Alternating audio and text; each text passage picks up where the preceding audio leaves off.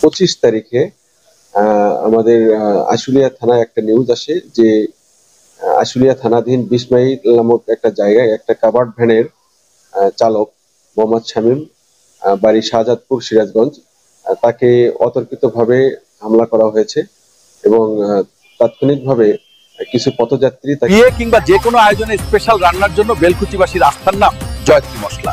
জয়ত্রী মশলার সাথে স্পেশাল দিনের রান্না হোক আরো স্পেশাল। তাকে এনাম মেডিকেলে নিয়ে যাওয়ার পরে 8:30 থেকে 9টার মাঝখানে সে মৃত্যুবরণ করে।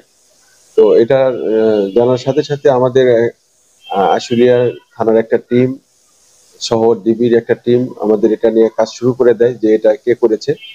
তো তার প্রেক্ষিতে আমরা বিভিন্ন জায়গায় অভিযান চালিয়ে গতকাল সকাল 10টা থেকে দুপুর 1টা পর্যন্ত আমরা এটার সাথে শনাক্ত করি। বিশেষ করে ওই এলাকায় যে সিসিটিভি ফুটেজ আছে সেই সিসিটিভি ফুটেজ দেখি, তারপরে আমরা টেকনোলজি ইউজ করার পরে আমরা 5 জনকে গ্রেপ্তার করতে সক্ষম হই।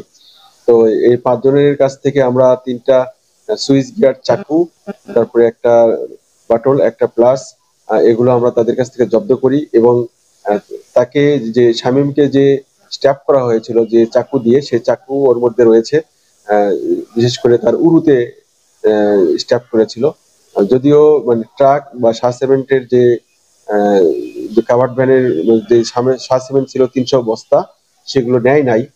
কিন্তু যে যখন তারা দেখলো যে সে মৃত্যুবরণ করতে পারে, সেই ক্ষেত্রে তারা তাকে রেখে চলে যায় দুর্বৃত্তকারীরা। তো প্রাথমিকভাবে তারা এটার সাথে সংশ্লিষ্ট, জড়িত, এই বিষয়ে তারা স্বীকারোক্তি দিয়েছে।